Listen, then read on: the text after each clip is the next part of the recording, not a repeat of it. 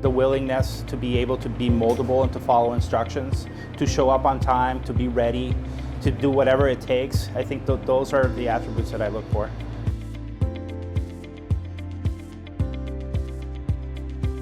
Well, it started when I was a child. My parents lived in San Mateo, California, and my parents had a Mexican kitchen. And after school, I would go in and start. My parents would have me wash dishes, and I really despise washing dishes. It wasn't the funnest thing to do after school. So I started to pick up a knife and started to cook just to get away from that.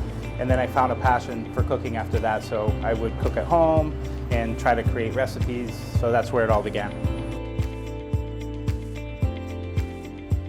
I went to the California Culinary Academy in San Francisco, and after leaving that, I got a job working at a hotel in San Francisco. And I just took a job as a line cook, very entry level, and I started to work my way up. I know from experience that a lot of people are coming from transitions where they're in between jobs, or maybe they don't know what type of career they want, or maybe they're looking for something where they can get trained hands-on and learn a trade and go on to work something. So Snapchef, it works perfectly because we have the opportunity through training to come in, or if you're an experienced cook, to come in and get your foot in the door somewhere.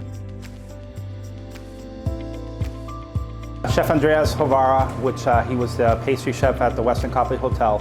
So when I started working for Snapchef, I took a job at the Westin as a pastry cook. And I took the job just to kind of get my foot in the door. And he took me under his wing because I had like the basic baking and pastry experience, and he's just like a master, pastry chef. So he took me under his wing and just kind of taught me from A to Z how to do pastries professionally. And eventually down the road, I became the pastry chef at the Westin Copley, so it was great. So he's definitely my mentor.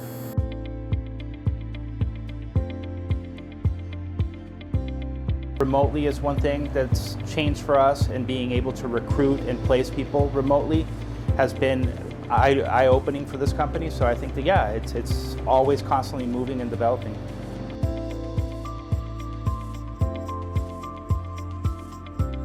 Well, I grew up in El Salvador, in San Salvador, and I grew up in a part called Los Planes de Renderos, which is renowned for making the best pupusas in the world. They have what's called El Pupusódromo, which is an area where there's like little pupusa shops all over, and if you don't know what it is, don't get discouraged by the name, but Google it up. It's some of the most amazing food in the world. It's basically like a tortilla that's stuffed with cheese and various. You can get like chicharrón, you can get with seafood, you can get it with rice and beans. They're delicious. It comes with a cabbage salad and a little red sauce. It's delicious. And that, and obviously, being in Central America, a lot of tamales, a lot of refried beans, a lot of plantains.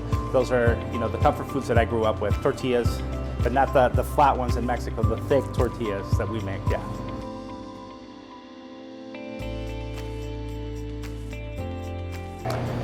Well, for a chef, for somebody who's coming in, you don't have to be, basic knowledge to come in with a little bit of knowledge is great, but it's not necessary. I think the willingness to be able to be moldable and to follow instructions, to show up on time, to be ready, to do whatever it takes, I think those are the attributes that I look for.